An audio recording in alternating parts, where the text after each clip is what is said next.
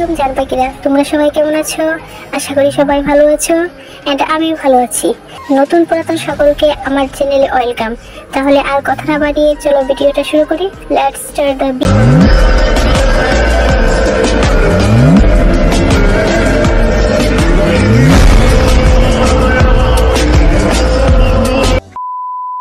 নজর পড়ে সোফার দিকে। জাংকুককে ঘেরাও করে বসে আছে সব মামাতো খালাতো ভাই বোনেরা। তার মধ্যে একজনের উপর নজর পড়ে, সে একজন স্পেশাল মানুষ। লিসা আপুর দিকে তে তাকিয়ে থাকে।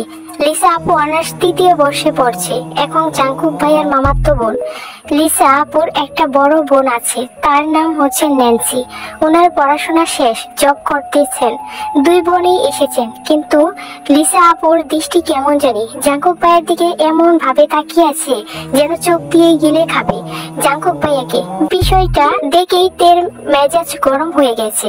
তৎক্ষণাৎ মনে পড়ে গেল রাতের কথা।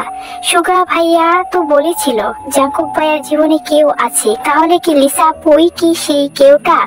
ভাবতেই বুকে ভরে ওঠে কষ্টে। জাংকুকের সমবয়সী একটা ভাইয়া আছে, নাম হচ্ছে তেহুন। উনি জাংকুক ভাইয়ার দ্বিতীয় বেস্ট ফ্রেন্ড বললেই চলে।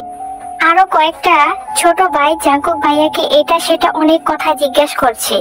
বিদেশে কেমন লাগে, পড়াশোনা কেমন, কিভাবে থাকতে হয়, এসবই। তে ধীরস্থির পায়ে সিঁড়ি দিয়ে নামছে।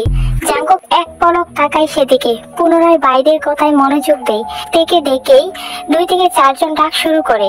এই তে, কেমন আছিস? এদিকে আয়। তুয়া ছুটে আসে তের দিকে। আপু, তোমাকে অনেক সুন্দর লাগছে। মাশাআল্লাহ, নজর যেন কারো না লাগে। তে মুচকি হাসলো। তুয়া তেকে টেনে নিয়ে সোফায় বসালো। সবার সাথে কথা বলতে বলতে হঠাৎ দৃষ্টি পড়ে জাংকুক ভাইয়ার দিকে। উপর থেকে সে শুধু লিসা আপুর নজরটাই দেখেছে, এখন সে জাংকুককে দেখছে। নীল পাঞ্জাবি, সাদা প্যান্ট, মাথায় টুপি, আহা কত মায়াবী লাগছে।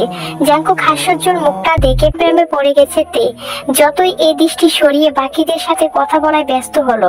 বড়দের খাওয়া শেষ। তে উঠে সবাইকে সালাম দিয়ে খুশি গল্প করতে লাগলো। খালামণিদের অনেকদিন পর দেখছে। আগে বিয়েতে গেলে টুকটাক দেখা হতো, কিন্তু সুগার অত্যাচারের কারণে মেয়েটা বিয়ে বাড়িতে যাওয়া ছেড়ে দিয়েছে, তাই মামি আর খালাদের সাথে দেখাই হয় না।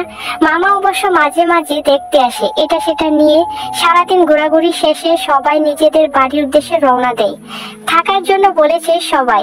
চাকরিজীবীদের কাছে বেড়ানো মানে কয়েক ঘন্টা। বিদায়ের বেলায় লিসা আপুর আচরণে রক্ত উঠে যায় তের। ভালো করেই বললেই হয় বেড়াতে যাবেন, গায়ে ডলে পড়া কি আছে আশ্চর্য। লিসা এরকম আচরণে জাংকুক ভাইয়াও তৎক্ষণাৎ সরে না গেলে তো উপরেই পড়ে যেত এই মেয়ে।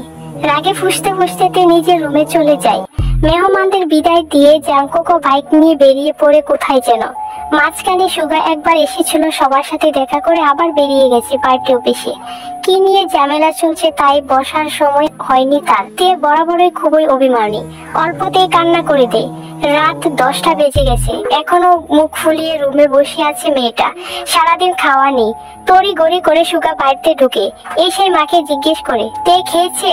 মিসেস আইউ সহসা উত্তর দিলেন, সন্ধ্যার পর থেকে এত ডাকছি, দরজা খুলছে না। সুগা আর কথা না বাড়িয়ে তড়িৎ গতিতে ছুটে গেল বোনের দরজার সামনে। প্রথমে আস্তে করে ডাকলো, তে সাড়া নেই। আচমকা চোয়াল শক্ত করে এক প্রকার চিৎকার দিল, তে তুই এই মুহূর্তে দরজা খুলে না বের হলে তোর কপালে শনি আছে বলে দিলাম। তে শোয়া থেকে এক লাফে উঠে বসলো। কয়েক সেকেন্ডে দৌড়ে গিয়ে দরজাটা খুললো। চোখ তুলে তাকানোর সাহস নেই ভাইয়ার দিকে। আজ পর্যন্ত সুগা তের গায়ে হাত তুলেনি, শুধু ধমকেই দেয়, কিন্তু ভাইকে এক বিন্দু বিশ্বাস করে না তে। কখন জাংকুক ভাইয়ের মতো নাক মারবে থাপ্পড় বিশ্বাস নেই। দরজা খুলতে নরম সুরে সুগা বলল, খেতে যা। তে সুগার এত নরম স্বর কোনোদিন শুনিনি, ভাবতেই পারছে না ভাইয়া তাকে এত ভালোবেসে খেতে বলছে। সুগা বলল, খাওয়া শেষ হলে তোর ফোনটা দিস, তোকে একটা ফেসবুক আইডি করে দিব। সুগার এমন কথাইতে আহাম্মক বনে গেল। সুগা ভাই বরাবরই এরকম, নিজেই জানবে তারপর নিজেই আদর করবে, এটা সেটা কিনে আনবে তের জন্য। কিন্তু আজকের বিষয়টা সম্পূর্ণ ভিন্ন। এত নরম সুরে কখনো শুনিনি এর আগে। নিমিষে মনটা খুশিতে ভরে গেল তের। খাবার টেবিলে বসে আপন মনে খাচ্ছে তে। আজকে তার পছন্দের অনেক রেসিপি আছে, একটু একটু করে সবই চেক করছে তে, কিন্তু রাগে ফুসফুস করছে তের আম্মু আয়ু। সে সন্ধ্যা থেকে এতবার ডাকলো ডাকতে গেল, বের হয়নি কেন? ঠিকই ভাইয়ের ভয়ে বের হয়ে আসলি। আমাকে কেন কষ্ট দিস? তোকে কে কি বলে 2 দিন পর পর না খেয়ে থাকিস? কিছুদিন পরে যে অ্যাডমিশন না খেয়ে পড়বি কিভাবে? আর না পড়লে ভর্তি হবে কিভাবে? তুইও তোর ভাইয়ের মতো হচ্ছিস। সে সারাদিন ভন্ডের মতো টই টই করে ঘুরে, আর তুইও এখন তার ভাব নিচ্ছিস। খেয়ে না খেয়ে রুমে পড়ে থাকিস। আর শুন মেয়ে, মানুষের এত রাগ জেদ ভালো না। এটুকু বলতেই চোখ পড়ে ড্রয়িং রুমে দাঁড়ানো জাঙ্কুকের দিকে। জাঙ্কুকের চাউনিতে পরিষ্কার রুষ্টতা, শ্যামবর্ণের মুখমণ্ডল কালো দেখাচ্ছে। কড়া কণ্ঠে মামনির দিকে তাকিয়ে প্রশ্ন করলো, কি হয়েছে মামনি? পুরুষালী কণ্ঠে আটকে উঠে দে। আয়ু গলা নামিয়ে উত্তর দিল, খায় না ঠিক মতো, পড়াশোনা করে না, কি করবো ওকে নিয়ে?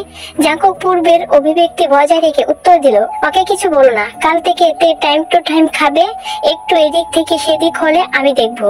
জাঙ্কুকের কথায় খুশি হয়ে গেল আয়ু, কিন্তু তের খুশি হবে নাকি ভয় পাবে বুঝতে পারছে না। এত বছর অভিমান করে মাঝে মাঝে না খেয়ে থাকলে সুগা এসে ধমকে বা বুঝিয়ে খাওয়াতো, এখন সেই দায়িত্ব নিতে যাচ্ছে আরো একজন। 2 জন মিলে তেকে শাসন করবে ভাবতেই তের বুক কেঁপে ওঠে। আবার মনের মধ্যে অন্যরকম শান্তিও কাজ করে। জাঙ্কুক তার মূল্যবান সময়ের মধ্যে 5 মিনিট সময় যে তেকে নিয়ে ভাববে, এতে খুশি খুশি লাগছে তের। তৎক্ষণাৎ মনে পড়লো সুগা ভাইয়া বলেছে ফেসবুক আইডি খুলে দেবে। তাড়াতাড়ি খেয়ে রুমের দিকে ছুটলো তে। রুম থেকে ফোন নিয়ে ছুটে গেল সুগা ভাইয়ার রুমে, কিন্তু সুগা ভাইয়া রুমে নেই। কিছুক্ষণ অপেক্ষা করলো, কিন্তু কোথাও নেই। মোবাইল নিয়ে নিজের রুমে ঢুকতে যাবে, হঠাৎ শুনতে পেল সুগার কণ্ঠ। বাধ্য হয়ে তে জোরে ডাক দিল, ভাইয়া। সুগা পাশের রুম থেকে উত্তর দিল, জাঙ্কুক ভাইয়ার রুমে আমি, আয়। জাঙ্কুক ভাই নামটা শুনেই তের বুকটা হু করে উঠলো চিন্তায়। নিজেকে নিজে সাহস দেওয়ার চেষ্টা করলো, তারপর গুটি গুটি পায়ে হেঁটে দরজায় দাঁড়ালো। সুগা আর কথা না বাড়িয়ে চুপচাপ খাটের কর্নারে বসলো। জাঙ্কুক নেই রুমে, ওয়াশরুমে আছে মনে হয়। সুগা ফোন দিয়ে কি যেন করছে, তখন এই ওয়াশরুম থেকে বের হলো জাঙ্কুক। তের দৃষ্টি পড়ে সেদিকে, একটা ছাই রঙের টি শার্ট আর একটা ব্ল্যাক ট্রাউজার। ব্যাজের শরীর থেকে টপ টপ করে পানি পড়ছে, শরীরের টি শার্টটা অনেকটাই ভিজে গেছে। তে টেনে হিচড়ে দৃষ্টি নামিয়ে আনলো, মনে মনে ভাবছে একটা মানুষ এত কিউট কিভাবে হয়? যদি পারতাম আমার পড়ার টেবিলে সাজিয়ে রাখতাম, সারাদিন পড়তাম আর দেখতাম, তাহলে আমার মন কখনো খারাপ হতো না। লোকটা ফর্সা নয়, শ্যামলা গায়ের রং, কিন্তু দেখতে মারাত্মক সুন্দর। সবচেয়ে মারাত্মক ওনার লুক, তাকানোর স্টাইল। যতবার যে দেখছি ততবারই। জাঙ্কুক ভাই খাটের অপর পাশে মোবাইল হাতে নিয়ে বসেছেন।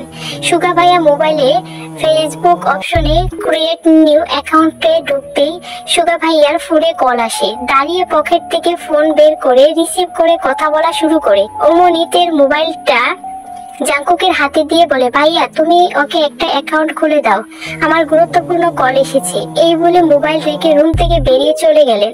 তে বসে আছে চুপচাপ, মুখ তুলে তাকাতে সাহস পাচ্ছে না, বুকটা এখনো ধুকপুক করছে। জাঙ্কুক তের মোবাইলে নিজের মতো করে ফেসবুক অ্যাকাউন্ট খুলছে। জন্ম তারিখ, সাল, নাম কিচ্ছু জিজ্ঞাসা করার প্রয়োজন মনে করছে না উনি। সব কাজ শেষ করে ফোনটা এগিয়ে দিল তের দিকে। তখনই রুমে ঢুকলো সুগা, সহসা বলে উঠলো, শেষ। এই বলে ফোনটা নিজের হাতে নিল। ফেসবুকে ঢুকে সুগার আইডিটা খুঁজে রিকোয়েস্ট পাঠালো। জাঙ্কুকের দিকে তাকিয়ে বলল, ভাইয়া তোমাকে রিকোয়েস্ট দেই, অ্যাকসেপ্ট করো নাকি? জাঙ্কুকের গম্ভীর কণ্ঠে বলল, আমায় রিকোয়েস্ট দিতে হবে না। সুগা কথায় পাত্তা না দিয়ে কয়েক সেকেন্ড পর বলল, ভাইয়া তোমাকে রিকোয়েস্ট পাঠিয়েছি, অ্যাকসেপ্ট করে নিও, না হলে আমার ছোট্ট বোনটা কষ্ট পাবে। জাঙ্কুক তীব্র দৃষ্টিতে তাকিয়ে আছে সুগার দিকে। তে মনে মনে খুশি হলো ভাইয়ের কথায়। তে তো কখনো সাহস হতো না জাঙ্কুক ভাইকে রিকোয়েস্ট দেওয়ার বা অ্যাকসেপ্ট করার কথা বলার।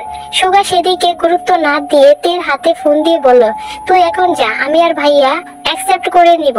তুই কি করিস না করিস সব নজরে রাখবো কিন্তু। তারপর তে কোনো কথা না বলে মাথা নিচু করেই রুমে চলে আসলো মোবাইল নিয়ে। তে রুমে এসে বিছানায় শুয়ে ফেসবুকে ঢুকতেই নজর পড়লো, Jiang Jungkook accept your friend request. তে শোয়া থেকে উঠে বসে খুশি দেখে কি ফ্রেন্ড লিস্টে একমাত্র ফ্রেন্ড, সেটাই আবার জাঙ্কুক ভাইয়া। তার একটা স্ক্রিনশট রেখে দিল তে। তার 5 মিনিট পর অ্যাকসেপ্ট করলো সুগা ভাই। জাঙ্কুক ভাইয়ের আইডিতে ঢুকলো, প্রোফাইল পিকটা নতুন কেনা বাইকে বসা, একদম ওয়াও।